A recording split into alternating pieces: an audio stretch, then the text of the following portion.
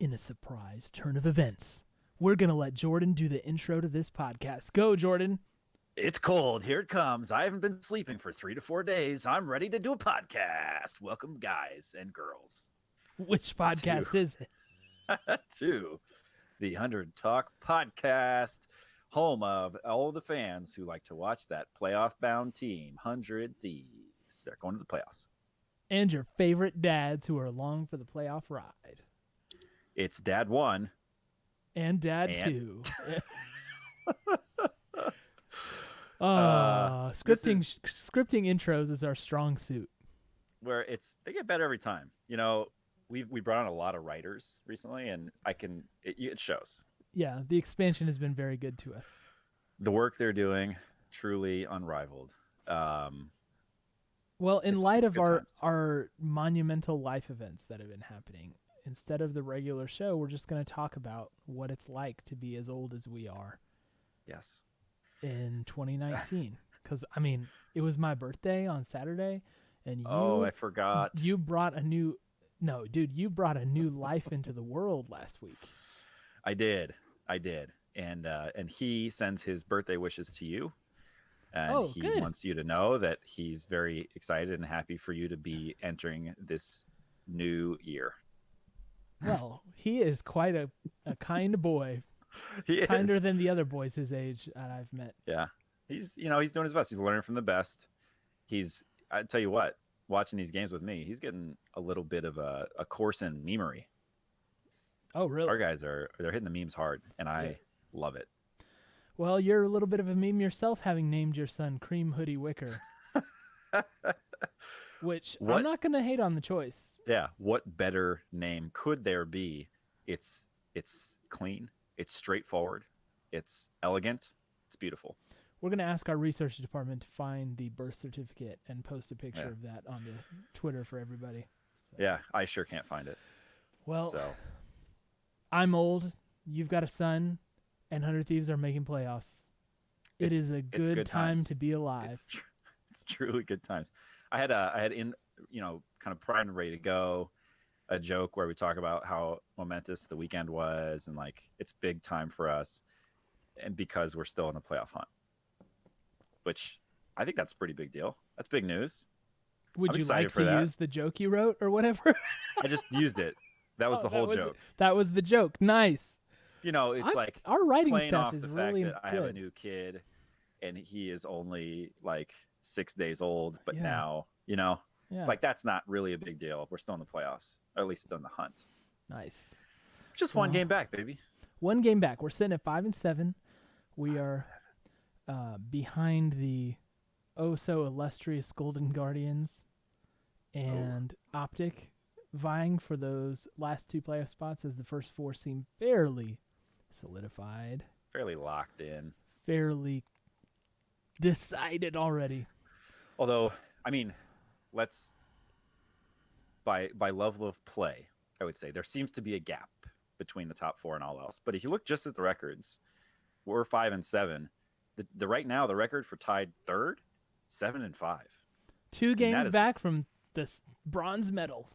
That is one weekend's worth of fortuitous gaming our way and disastrous gaming someone else's way. It happens all the time. That's an 0-2 weekend and a 2-0 weekend for us. It can happen. We'll have you all wait till the end of the show where we say whether or not next weekend is that weekend. But it's not impossible. We think about this. We could end next weekend in a tie for third. It's possible. I don't think it is possible when you check out the schedules. It's possible. Yeah. So everybody who's tied for third. Oh, like somebody's gonna have to win. Don't they play each other? Yeah, I thought. Anyway, that's what we're dwelling on. What we don't even need to worry about them because all we need to do is get 5th or 6th place and then run it through the playoffs. Run it up, baby. We gotta go all the way. All you need is look. If you're in 6th place at the end of the split, you could go to Worlds. Why not? Other teams have done it before. I don't know if that's true. Chat, check us on that claim, please. Bring some fact checkers in here. All you Steves out there, can you get some facts delivered to us? We need to do our duty on fulfill our obligations where we talk about the games from this past weekend. And you know Yeah. what? It was a nice little 2-0 weekend, so was it's gonna say. not going to be too bad to recap the action. Yeah, if this is what obligation and duty feels like, sign me up for another tour. All right, then. Let's jump right into it. Optic Gaming, the team that started the season super hot, started the split super hot, I should say. Yeah. And have one of our former ex-lovers in Meteos. Oh, I was going to ask you who that is. Sorry. Oh, who Meteos is? Yeah, I forgot, right? Look, holy. we just had a... Wow, we just had a massive occasion. All right, I just put a notice up on the on our Twitch page that says, look guys, during the actual podcast we probably won't be shouting out much about subscriptions, but we did just have Dylan, our old friend Dylan Craven, gift 20 subs in the channel. 20 subs going out. Yeah. Holy cow. 20 subs coming from Dylan Craven. Can you imagine such generosity? And he's given 51 subs over his time with us. Dang. Jeez. Well, Dylan, thanks, man. Thanks both for the subs and for the congratulations wish. Thank you, Dylan. That's huge. If anybody wants to sub to our channel without subbing to our channel, just stop on by the live stream of this pod, because if Dylan's in town, there's a chance that it might happen to you. Holy moly. Thank you. That's awesome. That is man. A wonderful show support, man. That is just unbelievable. Wow. Now I can't even think about what I'm supposed to do. We were talking about Optic Gaming. Podcasts. We did talk about podcasts. Look, okay. There's a lot of good to talk about in this Optic game. I'm going to let you lead off. I've got some thoughts on this game. I know you've got some thoughts on this game. I'm going to give you the baton. Here is the baton, sir. Oh, boy. Run with it. Tell me something good about this Optic game. Because I want to do a compliment sandwich, but there is something, in the middle that, we have to address. It's poo-poo. So. Yeah, let's talk about...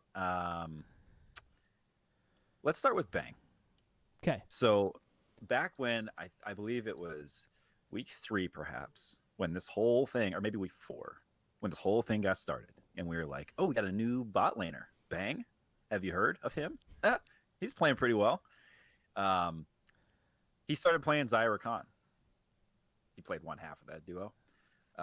But we talked at the time, Cole, about, so if you're the other team, you got to be worried about this. And then Papa Smith, he did a little VOD review, and he said, you got to be worried about this. This guy Xayah is out of control, historically out of control. Super high win rate. Current day, out of control. You should probably just be a little wary of that. Optic missed that memo. And we did see other people pull out the Rakan ban, which I was always a bit surprised by. But I think they were probably looking at it as, we got to get that engaged tool out of 100 Thieves' hands, because if they can't start the fight, we're not that worried about Xayah. Turns out you got to be worried about Xayah. We've got all kinds of engaged tools in our belt. We're such a multifaceted team, and we'll get more into this, but there is not a straight and easy answer on this. So Xayah gets through, and Bang just dominates, man. He just dominates. He's got like 2 full item builds, I think, before his opponents got 1 in lane. And he was just a problem the whole game. They had no answer. Dude, I love all of what you're saying, except for one thing, is that he didn't play Xayah in this game. Sorry. He was on Kaisa in this game. Oh, no. I was sitting there like, where are you going? So here's part 2 of this one. And this is the true story. This is the true story. Thank you, chat. Did Chad say something? No, I'm just guessing at chat. Okay. No, I got it. But I watched this game at 1:30 a.m. as my newborn child was also awake. You guys didn't realize that was the joke we wrote for the show. And you made such a good monologue about this thing. It's all still true. Although we didn't see Xayah this weekend. His Xayah is nasty. Yeah. But I think here, let me pivot. You ready for this professional pivot? Okay, go for the pivot. Professional pivot. Save this one. Even when you ban Xayah, he's got something else ready for you. And that in this game was Kaisa.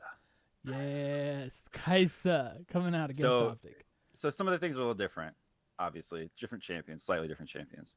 But the stuff about him dominating in lane still true. And yeah, he looked really good. And I think it was a similar level of aggro as we saw in some of the other games. Mhm. It wasn't quite the same level as the Xayah. I think the Xayah is actually better than the Kaisa. Yeah. But no, you're it's right. good. We did see like the flash to get the kill, like before they Yep. ran back under turret, make sure the Void Seeker gets off and everything. Yeah, Yep. for sure. Oh yeah, flashed around the minions to make sure the Mhm. Void Seeker could get there. See, at least remember some of the parts of this game are coming back to me in like flashes and fits. So yeah, Kaisa looked good. And then Aphro, I'll get this one right, was playing Nautilus. Yes, that's correct. Thank you. Yeah. And so here, can I do the other part of the sandwich? Are you going to get the middle part? Is that what you're I'm saying? going to get the middle part of the sandwich. Okay, then let me do the top and bottom slice of bread here. Okay. Bang on the top, Aphro on the bottom, the Nautilus. And I think this is one where if you looked just at the stat line at the end of the game, you'd be like, I mean, they won the game, but he was up to his old Aphro heroics, and he was playing as aggressively as he's always alluded to wanting to play at all times. He was going in for plays. He went in for basically a solo kill, which you love to see. And even though it ended up with him just on like vision quest into their blue their blue spawn in his dying throes, he managed to get a ward down. That was amazing. That wasn't amazing. That was great. Oh jeez. Yeah. So but he was doing a lot of things really well. So he died at one point, and I think it either got us a double. I think it got us 2 kills, maybe 3. I think it was a clean sweep of their bot lane and maybe a jungler thrown in there for extra measure. So this is the Aphro that we have seen a lot historically, where he does exactly what's needed. And sometimes that means that he is the guy who dies. There was a Baron take where he died, and I think everybody else walked out. Right on the stat line, that shows up as a 0-1-0. But you've saved the Baron buff and probably the game. So I think this is exactly one of those games where he played it really well, got some great engages. He opened it up at the very end on a catch on Crown as Crown was trying to fend off the siege. So again, that kind of stuff doesn't show up in the stat line necessarily, but if you watch that game, he played out of his mind. Yeah, Dylan, our man who's giving away billion trillion subs, said a note about the bot lane duo: when Bang kills Big, he gets hooked. If Big hadn't died so quickly, Bang would have been pulled under turret. Aphro saw the hook and immediately stepped under turret just in case it pulled Bang in. That sounds like good synergy to me. That is the kind of fine eye that we've come to expect from our viewers. It's a really good point. I think what had happened was the Thresh got the hook off and he was stunned, probably just in turret range. So yeah, Aphro jumping in again. No stat line shows that, but that was crucial. a huge play. Yeah. And I mean, it was especially a big deal to have him have this game on Tom Kench because honestly, my game notes I have. Let me see when. Wait. You said Tom Kench? Oh gosh, I'm Nautilus again. Ah! Just want to make sure. Yes, Nautilus. I've been burned before, Cole. Yeah. On my game notes, I was like, really would have preferred to have him on Thresh right here. Because I feel like I don't know what he can really do with Nautilus sometimes. And like he actually pulled that thing out. Yeah. Based on what we've seen more recently from his Thresh, I would say I felt like his Nautilus was more threatening. Like he was incredibly tanky. He would find himself in nasty situations and just get out. Mm-hmm. The added engage from the ult was really helpful. And I think we use that to good effect to kind of just keep that pick potential on them. So I don't know, man. It's a pick that I was not expecting. I wasn't worried when it came through, but I just didn't think of it as part of our arsenal. Yeah. But definitely one that by the end of that game, I was like, yeah, okay, this is legit. This is a real deal. Yeah, I feel like it's a pick that you had to keep away from Big too, because Big has been known to wreck with Nautilus. But Yep. We built a kind of strange sandwich because you gave the first part and the last part without doing the middle part. I think that defeats the sandwich theory of Yeah, I think compliments you're or right. constructive criticism or whatever. Yeah. Which, aren't you an HR guy? Don't you know this? Gosh, I man. Oh, yeah. look. I don't think But that's like an accepted. let's just do it. Anyway. Let's just Yeah. do it anyway. Go for it. Put it on There's the something bottom. bad we got to talk about, okay? And Okay, let's talk about it. I'm not. My level of concern about this goes like this, and I bring it up almost all the time. And I almost feel like I just am saying it to point it out because I want to make sure our expectations are set properly. And that is that our solo laners are still getting smashed in lane when it comes to the early game.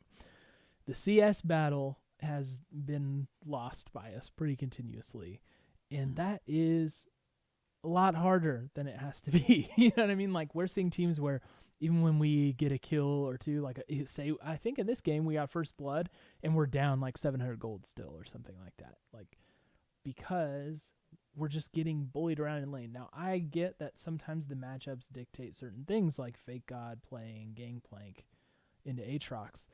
Okay, I get it, right? But, Ryu on Corki should be able to hold his own against Azir. I mean, you got a range support there. You should be able to do something. Like, that is a concern that I have. They're saying that the Corki is a little bit less favored into the Azir. But I think the point stands all the same. Right? Yeah. So Ryu, for instance, he was already down 10 CS at 5 minutes into the game. You know what I mean? Yeah. And that can be kind of significant. And the weak laning also led to some turret plate stuff that was not great for us. Like, they got 800 more gold off of turret plates than we did. So well, and I'm like feeling concerned about that too. When I think about the long-term health of the team and like, okay, say we do get that 5th or 6th playoff spot, how are we going to use it? And that's a problem that I think needs to be reined in before, we have a shot at really being a contender. No, I think that's a good, that's an appropriate middle to this sandwich, even though we put it on the bottom. Because I think that is kind of the big question mark in my head. I always think about, are we drafting right? So, I mean, very clearly, Corki's got a ton of advantage for us once we hit the team fight stage. He's got the package to help get him to places where we need him, and I think we've seen that play out really well. As well as the fact that Ryu just shows up to team fights as Corki and starts deleting people. Yeah. So, the concern with the CS game is that you're gonna show up to one of these fights and somebody's gonna have a power spike before you do, and you're gonna play everything just right, and it's not gonna be enough. Mm-hmm. And I think unless that starts to happen, you haven't really lost the CS game. Right. If your team's overall power is enough to get the team fight win, then who cares if you're down 800 gold in one of your solo lanes? Well, from like an optimization perspective, I still care about it. You know what I mean? It's like, why make it harder on yourself? Right. But but if you're not losing things, I guess my challenge and my question is how much emphasis or weight do you put on that stat? We'll say because of the way we play, even in our deficit, these plays are 50-50, okay? But wouldn't you rather it be a 70-30? You know what I mean? That's what the question is here. Like, what are the chances? Now, it's also been pointed out by Twitch chat that it's not good to have Ryu. This is Dylan again. It's not good to have Ryu down in CS, but we need FakeGod to lose lane because how else are we going to win? The strategy is lose lane, win game. Science doesn't lie. It's a good question. And I think you always take the 70-30 or the 50-50. Our guys have shown recently, I think of late, that they are very good at identifying the 50-50 play and either not taking it and waiting for the 60-40 or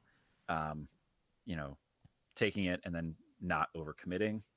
Like the way we've been winning these games is by just playing out, like it's by playing smarter. Right. Like we've talked about some of the really high level stuff, like that Baron mid priority dance we did. Mm-hmm. That was like an 80-20 in their favor. And we tweaked the odds on that by just walking our wave up lane. And then they gave up their positioning. They were in their jungle. They were kind of out of position, and we just flipped it on them. So there's no CS that allows you to do that. That's just big brain. Yes. Though, if you also have big brain and If you have, CS, it's better. yeah, That's no, all I'm not. saying, I'm not man. arguing that. Look, I'm not. I don't think anyone's looking at this like, yeah, we could probably take on Team Liquid in a best of 5, right? Hypothetically, though, if you're trying to get to that point, like you have to shore up those weaknesses, and that was a definite weakness that's been running through the whole team. Now, right now we're winning, so I don't want to be too. Well, yeah, the bot lane's been doing great. Right now we're winning, so I don't want to dwell too much on that. But I'm just saying, like, I think one of the challenges right now overall with how to evaluate how 100 Thieves is like sorting out what things are truly us playing well and which things are like our opponents not playing as well. And perceptions are kind of messed up right now. Like Optic Gaming, for example, they are 1-6 in their last 7 games. Okay, so they started out super hot, and in standings wise, they're like, better than us or whatever.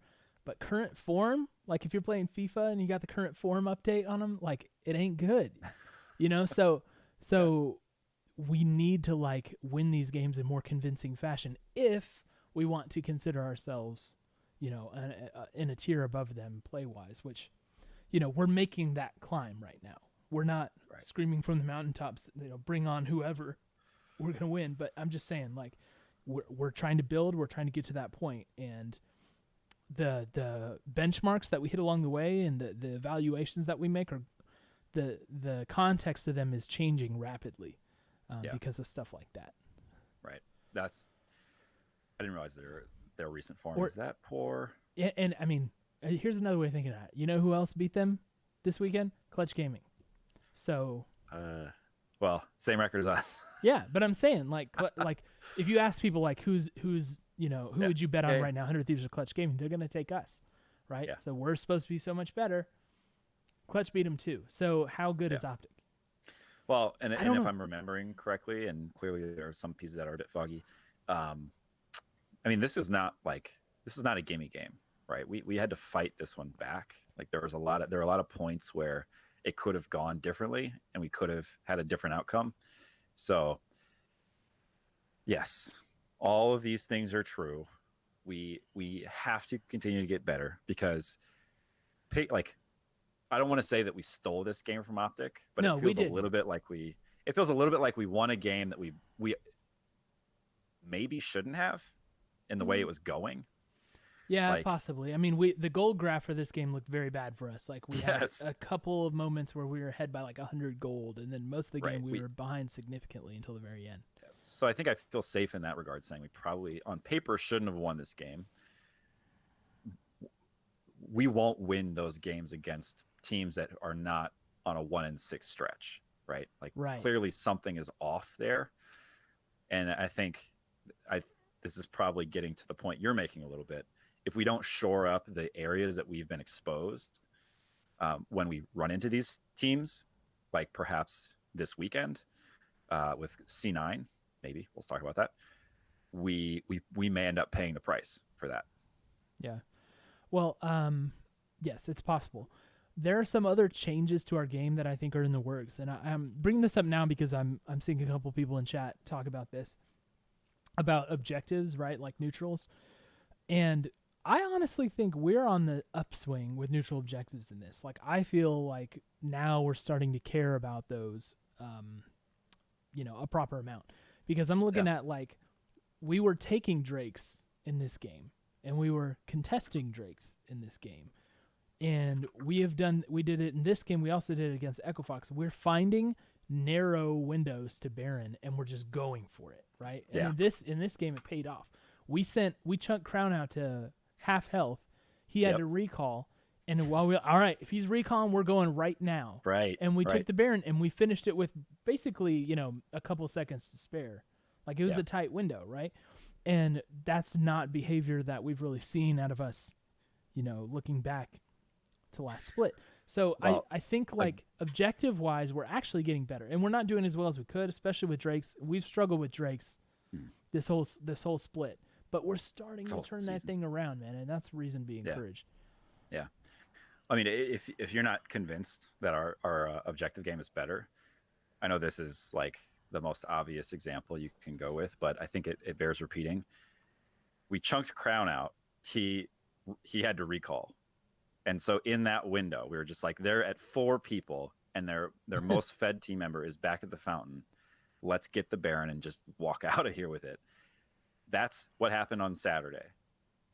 Don't forget that we had a whole team walking to Elder, and we didn't take the Baron. I mean, that is literally the difference. Of course, you're referring to Golden Guardians from last split. Yes. Yeah, it's pretty profound how different the mentality of this team today is compared to just several months ago.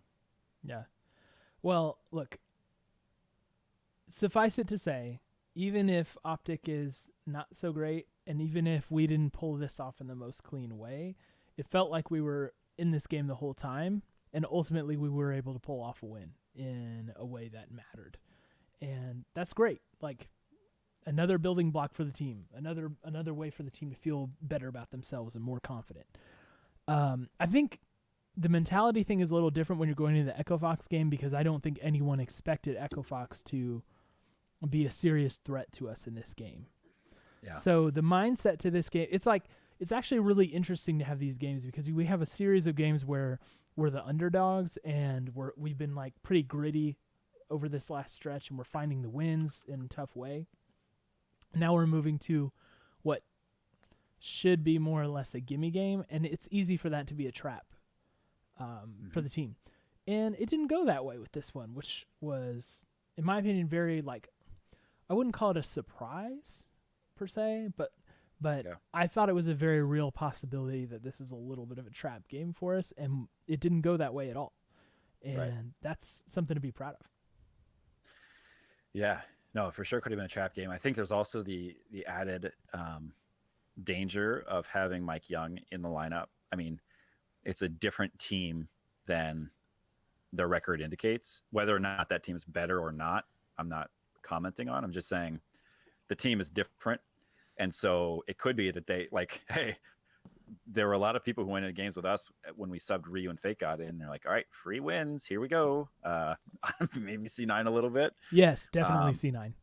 So all that to say, you've just got to be a little bit wary when rosters change, because a one position change can make a huge difference. Yep. Well, in this case, I would say it didn't. Yeah, it did. And the one position that I really had my eye on at the start of this game was top, because we have Solo, old swagless Solo. Swagless Solo. Yes, the church youth camp counselor Solo. Mm-hmm. This dude who... He's probably like a really bad dude in real life, like a real hard and bad. I'm not like a bad dude, but like you wouldn't want to mess with Solo if you ran into him in an alley. He drives a motorcycle. He wears leather jackets. He's got knuckles. No such swagger in his life. But look, the thing about him though is he did have quite a game against us last time. And he overall, to give him his dues, right? He has been playing pretty well this split, and I think he's been a bright spot for an otherwise struggling Echo Fox. Okay, yes. But I just feel a type of way about him, you know what I mean? And it was so pleasurable to see him taunt FakeGod, and then to fast forward and finish with an 0-4-0 stat line.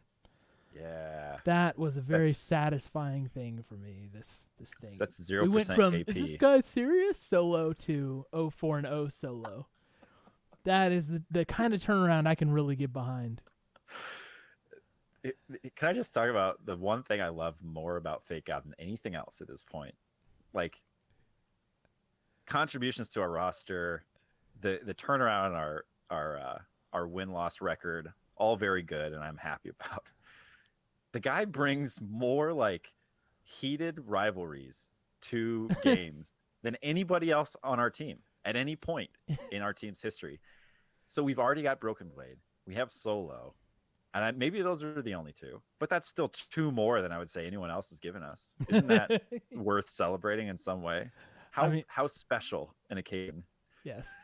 FakeGod is upping the entertainment factor. Though I will say, for the record, like a cool kid listening to music, I hated solo before the FakeGod rivalry. That's right. That's right. You had on your Before it was your birthday cool. wish list. If there's one person we can start beef with, could it please be Solo? And then Solo starts taunting in lane. You're like, all right, there it is. Yes, we did it. Wonderful. Yeah. Okay. Look, I said my piece on Solo. We don't have to talk about that at all, even though he went 0-4-0. Did you see his tweet after the game? I did not. What did he say? He was. I didn't. He was hyper. He was hyper tilted. I think his tweet was, "Do nothing and lose game is my favorite strategy in the LCS." Nice. All right. Uh-oh. Good. So the meme continues to give back. Oh gosh. Yeah. I love what FakeGod has done for us. Okay. So let's talk about something else. All right. Yes. And I want to talk about Ryu. Ryu. I like to. For I think the third time in 4 games, if I'm not mistaken, was he got Corky. And I have to ask this question. When will they start banning Corky? Man, this is part of a bigger question. When will they ban Ryu? Yeah, right. When can they just use their once a season player ban? Like, all right, look, can we just cash this in here? Yeah, you gotta. I don't know, because even honestly, even if Ryu played the team fight tactics little animal dude, he's still gonna be in chat. He's still gonna be talking to the team and directing traffic. It's gonna be trouble for you guys. You better watch out. You can't ban him out. Yeah, it's impossible. But his Corky is very dangerous. Yeah. So like at this point, you got to imagine that's going to start being a ban, right? The Ryu Corky has to be banned at this point. But we've also got some other problems, and I think you had notes. I'll pass you the ball. You can run with it. Well, I'm lateraling it back to you right now. And I've caught it, and I'm lateraling it back. No, this is gonna be a segment on. Suddenly, we are a team that you have to think about a little bit when you get into ban phase, which we weren't for spring. I mean, it was basically just whatever the auto ban. What's the auto ban list? Read it back to me. Okay, yeah, those 3. Got it. Okay, good. Right. Sejuani, I mean, amazing carried this game on Sejuani. Sejuani is very strong in his meta, like no doubt. Yeah, I've had to eat crow about that because like I made fun of his Sejuani when in his first weekend, and ever since then his Sejuani's been very disruptive. Yeah, man, it was clean. He was those dives we talked about last week, just looking good.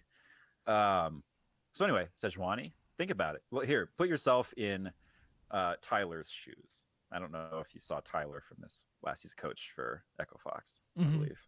Okay. Chat. Chat. Verify this. This man is on no sleep. Fact checkers. All I know is he forgot to wear his jacket, but that's fine. It's not a big deal. So Sejuani, you got to think about that. Zaya, as I made a very impassioned pitch for earlier without any reason. Yeah. So that's 2. You only get 3 bans before the other team picks. I mean, what do you do? Corky? Okay. So then you've left through basically all of the, meta changes, right? But there are a lot of power picks that you've kind of just let sneak on through the cracks. Right. Aatrox, I would say FakeGod was a very powerful and dangerous Aatrox player. And that's been picked away from him in both games this weekend. I don't know if I'd say it's hard to prove it's picked away. Yeah, it's hard to prove if it's because of FakeGod or just a nice pick. But yes, it's a powerful champ. But so that's one you got to think about. Aurelia. I mean, look, there's a lot out there. And Yuumi, like, do you want to let you want Sona Tarek through? Like with us, I think you can let Yuumi through. With us, Yumi's probably fine. Sona Tarek. That game, we lost the TSM game on that pick. So yeah, I think you can let Yuumi through. Interestingly enough, though, someone banned it out. By the way, I was gonna say, I think it did happen. Was it Fox that banned it out? No, it was. We're gonna keep practicing that thing, and we'll get better. I mean, you're gonna sleep on Aphro? Don't, because he'll keep practicing. He's gonna keep getting better at that stuff. I still don't think it's his style of support champion. I don't think it's as strong. I mean, give him a hook, put a hook in his hand, and let the man take over. Sure. So anyway, picks and bans, man. Not a happy time for the enemy team right now. Like, not a lot of easy answers, I would say. And then we saw a whole bunch of crazy. The Jinx comes out. What are you going to do about that? How do you?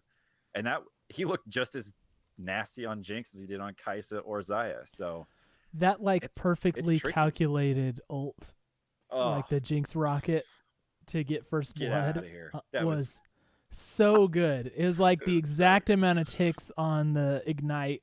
Yeah. And then the Jinx ult comes insane. in. And look, chat knows I am someone who's very who's struggled mightily with Jinx ults, against Jinx ults.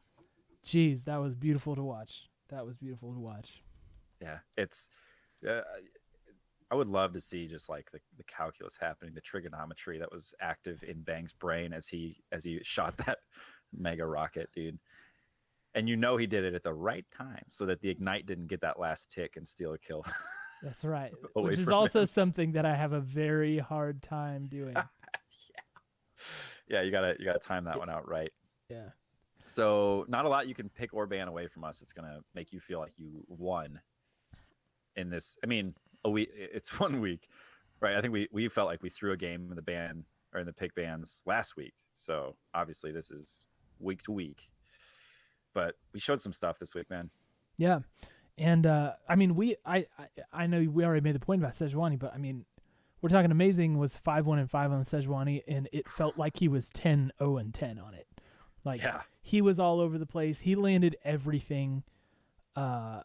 His dives under turret were clean. Like it was super problematic. I can't remember one botched dive from this game. I don't know. Yeah, that might be true. Which that is so encouraging, because that's one of the things we talked about last week as being something that really needs work. It looked so much better this week than it did last week. Yeah. And that's where I think we get into what is the upside of this team. Like, Amazing tweeted this too. He said, I'm tired of people hyping up mechanical gods who've never won a thing in their life, right? Yeah. Like, it doesn't matter if you don't get the trophy. Insert Amazing's name in this sentence, right? Like, he is somebody who has said when he first joined this team, I'm never going to be that guy who is going to, kind of blow people away with mechanical, just god level mechanics. But he knows how to dive, right? Like, some of this stuff is just blocking and tackling. You just set it up and you knock it down, and then your bot lane wins the game for you. So, yeah.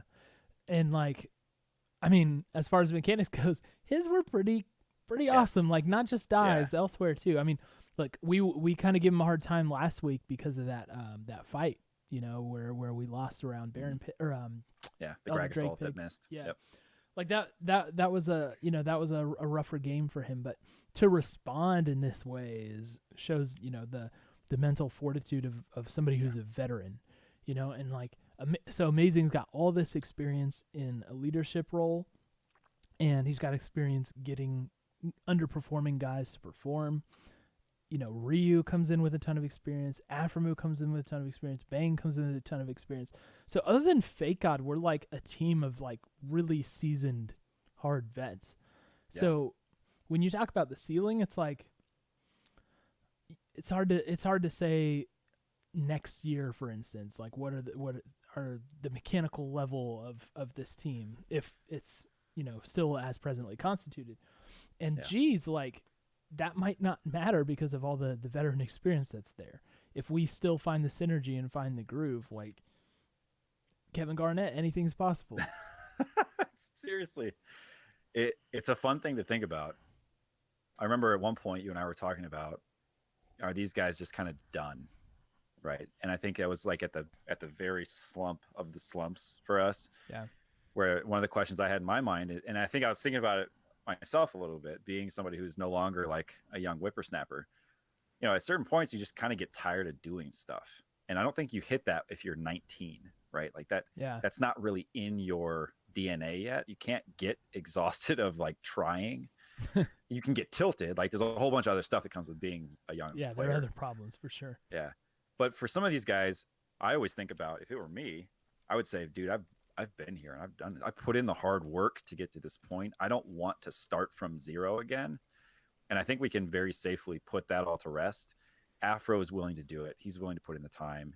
he's working harder than anybody. And his mental, and this is the thing that's so impressive to me, his mental is still, and this is true for all these guys, his mental is still so like rock solid and right where it needs to be, right? Like he still comes in and has games where he absolutely takes over, and that's awesome. Mm-hmm. That's so good to see, because I think if your mental is actually boomed, you don't get to do those anymore. Like you get into a place where those games are just kind of gone.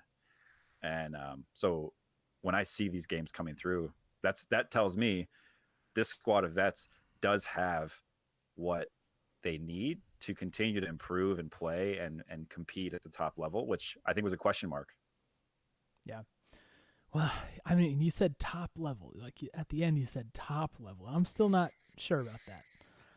Let me ask you this. Go ahead. Because I think that's it. I want to push you on that. Okay. So I don't know that this roster can compete at the top level, but do you doubt that Bang or Aphro could be in a squad that competes for an LCS title? An LCS title? Yeah. Then yeah. Okay. I'm with that's kind of what I'm saying. I don't know if this is the team that does it, but my concerns about individual members like Aphro or Bang, I mean, they're showing us that they can play there, right? Yeah. Well, and this is the other interesting point that I'll make about like all of these guys, right? Is, you know, if you just look at this past weekend and the weekend before, we've had carry performances from everybody but FakeGod, basically. And right. FakeGod, quite honestly, is being a little bit left on an island up there, you know, to kind of just be the sponge. So this game was a carry performance from Amazing. We had carry performance from Bang in the previous game. We had carry performance from Ryu on Corky last week. And then, like, I mean, you could honestly make the case for Aphro too. You know, his play has been really, really good lately. And like, as much as a support can carry, I think he has qualified a couple of times recently. So it's like all four of those guys are showing flashes like like we could carry through a variety of different ways. And that's really like valuable for us right now. And we haven't talked at all about his Tom Kench play from the Fox game. It was really good. It was really, really good. He was using the full kit, and I'm going to say this, and people will probably have strong feelings about it, but it looked a lot more like a core JJ Tom Kench performance than it did, like I guess anybody else. I mean, he was showing up behind people at times where they had absolutely no chance of doing anything about it. The abyssal voyage, Yeah, he devoured, I think it was either 3 or 4 different times that were an absolute guaranteed kill for the other team, and he saved that player. Like, when I watched Aphro play Tom Kench, probably in at least the last split, maybe toward the end of last summer as well, he was using him more like super defensive, like CC Tom Kench almost. You know, like you hit the passive on and you stack it up, you get the You know, like honestly, it was like those games where people were wondering, like, why isn't he throwing out the hook more? So, I mean, that was massive. And then he showed up with Bang, and Bang blew people up. Yeah, it was great. Yeah. So you're absolutely right. Like, that was a carry level performance from Aphro as well. Mm-hmm. So let's talk about some general things. Let's do it. Having talked about the game, unless there's something that you would like to bring up from the game, like you typically do before I segue. Thank you for asking. Can I just point out that in Optic... No, you may not. So talking about the... Go ahead. We're already past the statute of limitations is gone for Optic. I missed my chance. Bang got picked a couple times. And I only want to call it out because, one, we got to get better with that, because there will be games where that loses us the game. We've seen it happen. And he knows it. Good players, and he knows it. You could see his reaction. He knows it. And that's all I wanted to say. I just want to make sure people didn't think we're glossing over some of the rough spots. He's got to work on that. He's got to be a little bit less greedy. He knows it. Moving on. Thanks for asking, by the way. Well, in this case, it actually worked in my favor, because guess what? Bang was the first general thing I was going to talk about.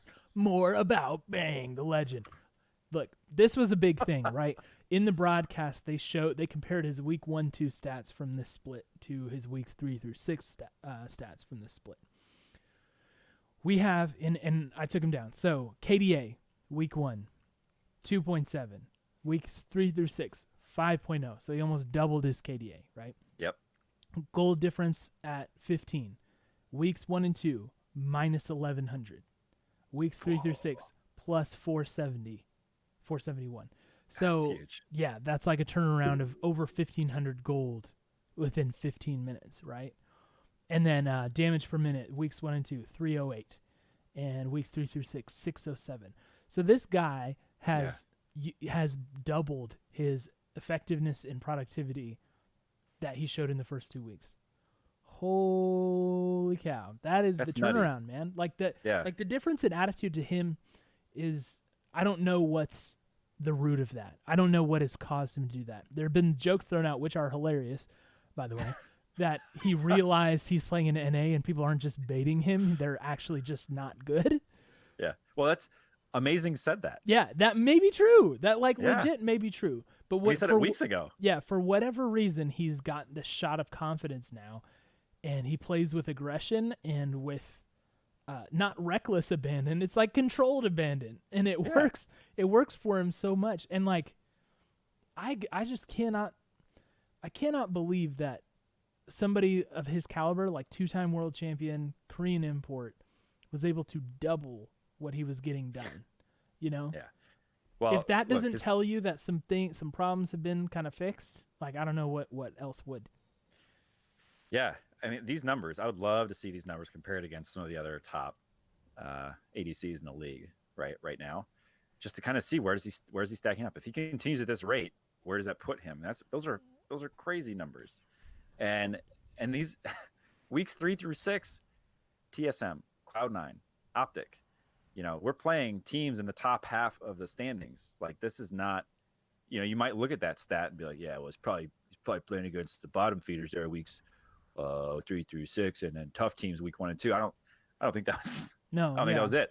Yeah, that's not a so fair yeah, criticism. it's I mean, what I'll say, just with limited information we have, is kudos and props, big ups, as some would say, to Amazing and Ryu, because we've talked about the way those guys have changed this team, and it's so hard to pick out who exactly has done what. So I'm just going to give them both the acceptance speech on this one. That's a really good point, man. Look, we've asked that question constantly. Like, who's responsible for this? Well, guess what? The answer is everybody's responsible. Right. You know what I mean? Like, that's the answer. Everybody's responsible. Everybody has made a shift and made a difference. And like, that's super cool. Like, and maybe there was a catalyst. Maybe Amazing come in and be like, guys, we can just play this game. Like, maybe that was what they needed. Okay. Yes. But everybody has since adopted the same kind of, like, whatever, we can do this positive attitude or whatever. And maybe it's Dr. Doug Gardner. Maybe it's Dr. Doug Gardner, the sports psychologist. Maybe it's the precious cusses that they have been throwing around for Aphro move. But look, the fact of the matter is everybody is doing better and pulling more weight. And that brings, well, like, first of all, I wanted to shout out something in Twitch chat before we get too far away from this. Super Ninja Penguin said, when we were talking about the strength of the bot lane, he said, thanks to Amazing ganking so he doesn't fall behind.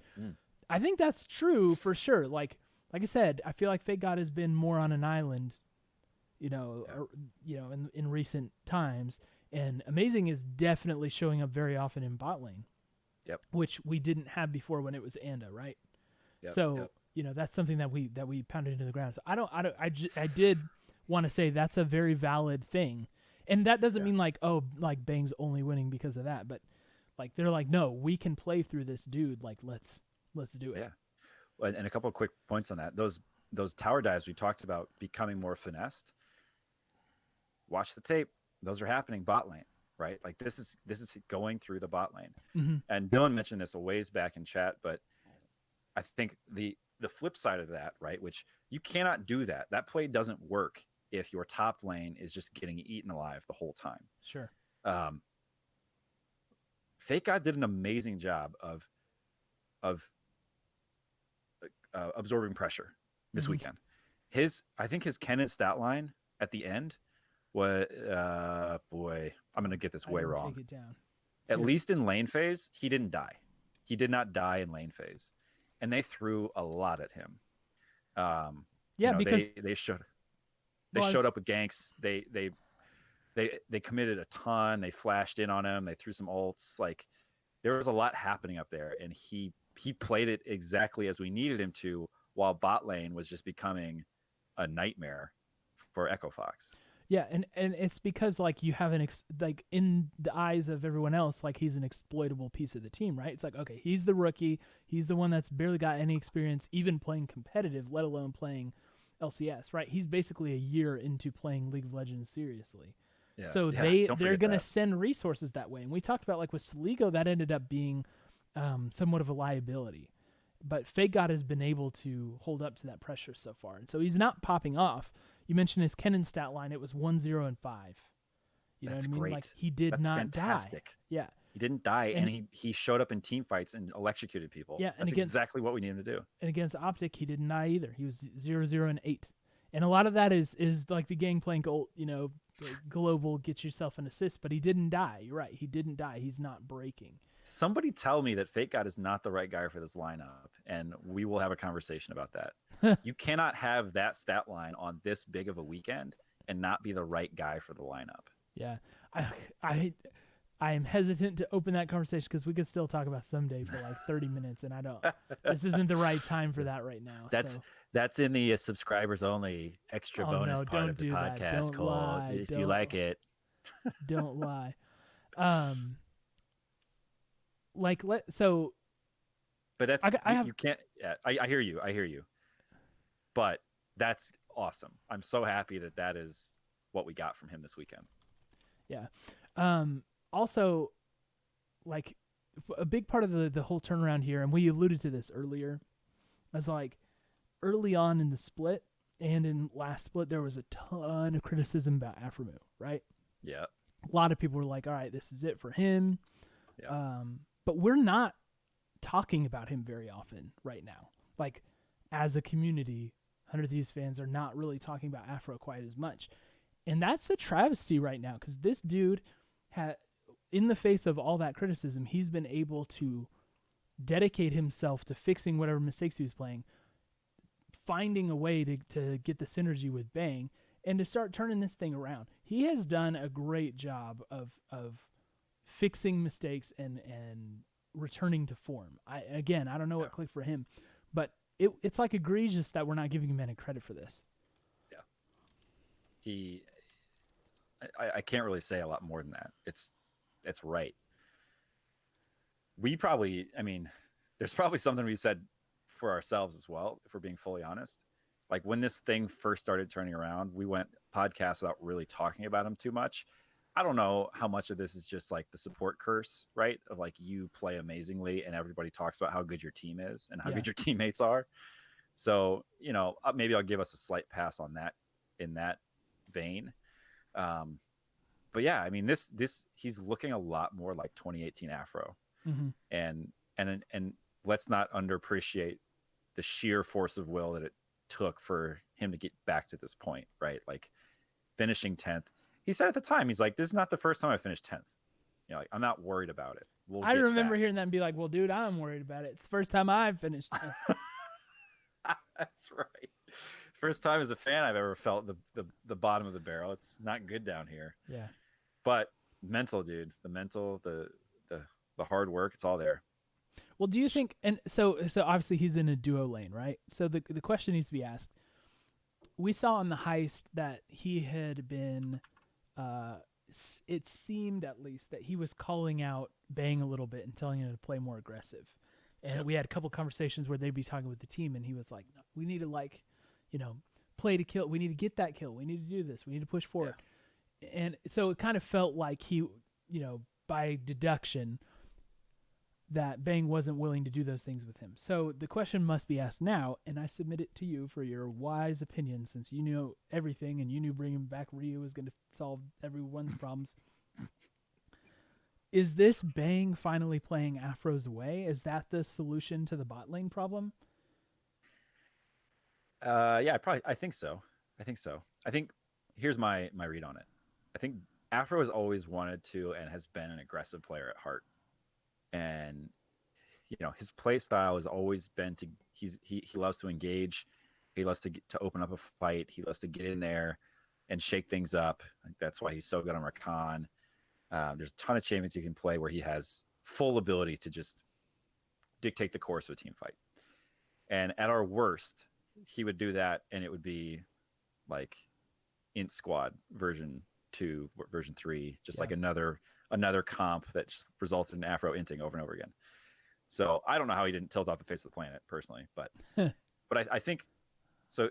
What I think happened likely is that he's been trying to get the team to play more aggressively and to follow his lead, and no one was there. And I guess all it took was Amazing coming in and saying like, hey, you know what? They're actually not that great. These guys, the team we're playing against, they're not very good.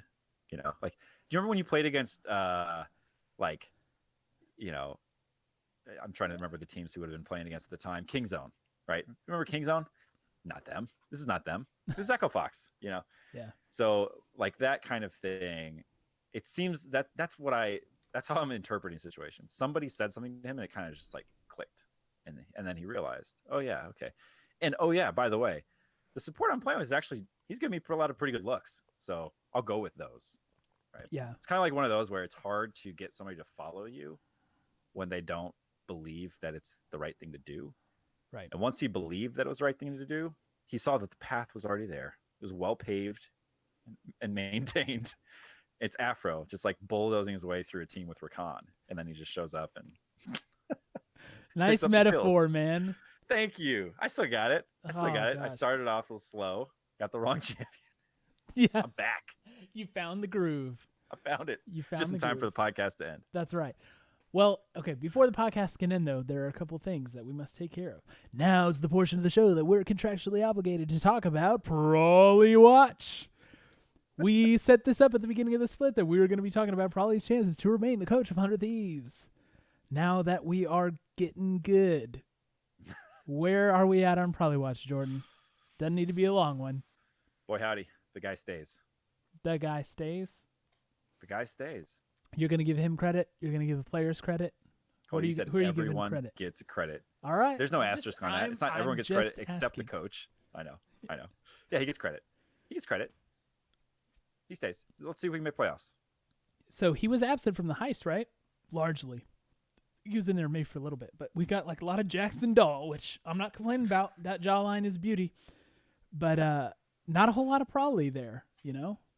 What are you reading into this? Is he just like, is probably just sitting back at the side of the room like, yes, finally. I mean, even if you're one of those people who thinks that Amazing is the player coach, that Ryu is the true mastermind, what does it, like, what do you stand to gain by replacing Prawley with them? I mean, they're still doing what they're doing. I guess I just don't get it. Unless you think that, like, yeah, but if you unseat Prawley and put Amazing in, you could be at Worlds right now. You know, you could be there. It's so simple. It's all so easy to see. So I don't know. I guess I could hear that conversation if somebody wanted to have it. But I would say Amazing should keep playing jungle for us. Ryu should keep playing mid, and probably should keep being the coach. It's working. All right. So there's one more thing that we have to talk about.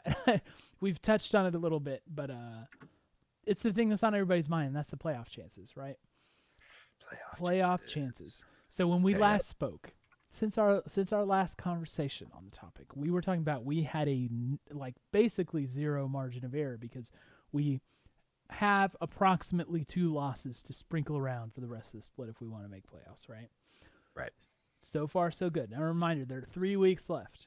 3 weeks left, 6 games. That's crazy. Yes. We're 5-7. All right. You figure that we have to probably be right at even to get that playoff spot, most likely. Yeah. Might be a split where somebody below 500 gets it. That's true. And always a possibility. That's always a possibility. Yeah. But on the heels of a hot little 2-0, you have to feel a little bit better about this team. So honestly, like, I was listening to the Dive earlier today, and they were pretty bullish on our chances to get there. They were saying, you know, I could easily see Optic falling out of the playoff race, Golden Guardians falling out of the playoff race, because both of those teams have kind of been, you know, sinking a little bit. Yeah. And 100 Thieves was the candidate to jump up, along with FlyQuest. So, I mean, how are you figuring our chances are here? We've still got left for this round robin. We've still got to play um, TSM, C9, uh, CLG, and then Yep. we have to play the Golden Guardians in the bottom of the table too. I mean, where do you think? Like, are we gonna pull this thing off? Well, and you talked about optics 1-6 in the last 7, Mm-hmm. which is crazy. I mean, if they don't get something figured out real quick, that current 6 seed is looking real shaky. So the argument is definitely there for somebody to take that spot. The question for me is that somebody us? I like our odds at this point. When I look at Clutch, FlyQuest, Echo Fox, I do think we are the better team than them. And if Optic falls and we continue to play as we have been, we rise. So That's the thing. It's like if we maintain the current form, I think we're in for sure. Because you look at like C9, we beat them, right? And as Moyo pointed out in chat, we're probably better now than we were when we beat them last time, right? yeah. TSM, I feel like when we lost to TSM, it was pure drafting. Like it felt like it almost didn't count because that was the Yumi game, right, for Aphro, and it just didn't. Yeah. Like Didn't that just click. was a non-starter. Yeah. So you got to figure we have a chance. I mean, I don't really know how we stack up against CLG right now. Like that to me is a little tricky. And we already had our liquid game. We already put that in the L column. But it means like we don't have that game to lose again, right? When it comes to figuring in the standards. So, I mean, I don't know. I if we play this current form, I think we're in for sure, and I think we could advance out of the first round as well. Yeah.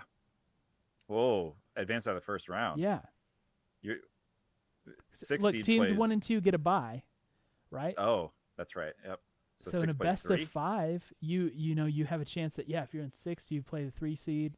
If you're in 5th, you or play does the 4 3 seed. pick 4 between 5 and 6? I don't think they do the pick. I know that the one team, the first seed picks. They'll remind us as we get closer to playoffs how it actually works, because I feel like it Or works slightly differently every time. Our chat's smart. Yeah, these guys, these Steves over here. So yeah, I'm gonna say at this moment in time, I am still a yes. We are in playoffs. Fast forward, it is 2020. Wait, it is 2019 playoffs, and we are there. We are guilty of making playoffs.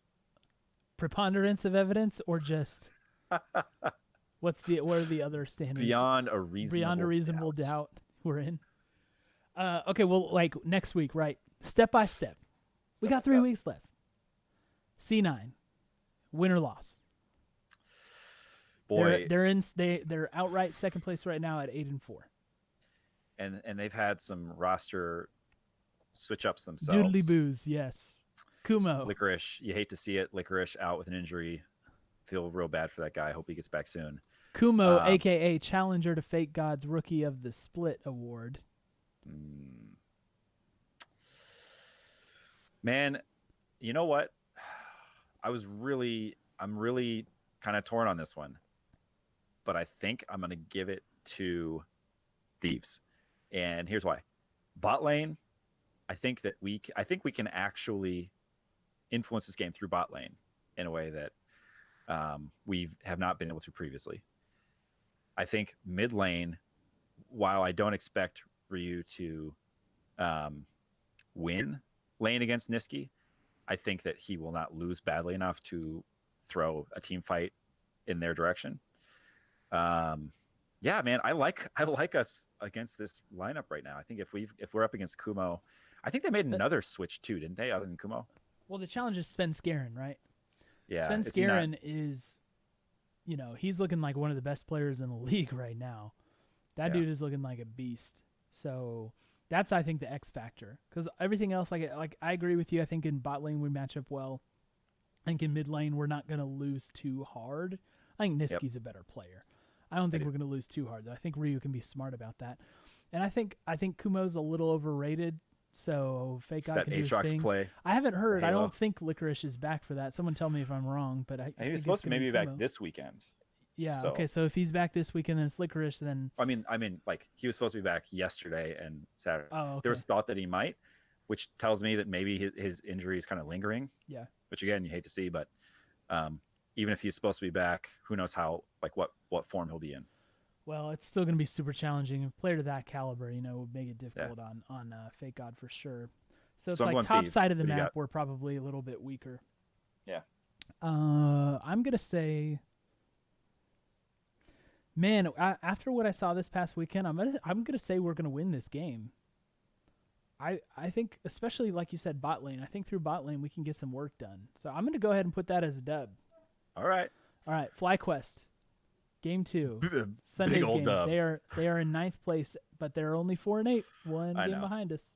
And they picked up 2 wins last weekend as well. They have 2-0. Yes, that's right. They 2-0'd. So that's a strong team right now. I mean, like that was what, a top 3 team last split? Were they Top top 3? I think they 4. were in the 4 seed. I 4th. can't really remember, but I mean, They were up there. FlyQuest is kind of like us right now. That they could be Yeah. building significantly. Well, and that's the weird thing. The weirdest thing, they have a kind of similar arc as we do, actually, which is you look at that team where they finished and like they added Wadid and suddenly they're in 9th. Like what? So yeah, I don't know. It's one of those teams where I think you think any weekend could be their weekend to turn on. I'm still going to give it to us though. Okay, I'm going to deviate, and I'm going to say that I think we're going to drop this game. Whoa. I think we're going to see the Viper pop off. Oh, who's he going to pop off with? He has done that. Oh, I don't know who it's going to be, but that dude is capable, and he's done it to us before. And having, like, I don't know, they just seem like Turtle in the bot lane could wreck. I don't think he will, but I mean, he's at least got potential. Mm-hmm. And then I think, like, oh gosh, I haven't watched Poe Belter for the last like week. I think he's been pretty off. Has he? Okay, if Poe Belter's in a slump, maybe I change my mind. Dang, wish I paid more attention this past week. I didn't watch too many games this past week. Fair enough.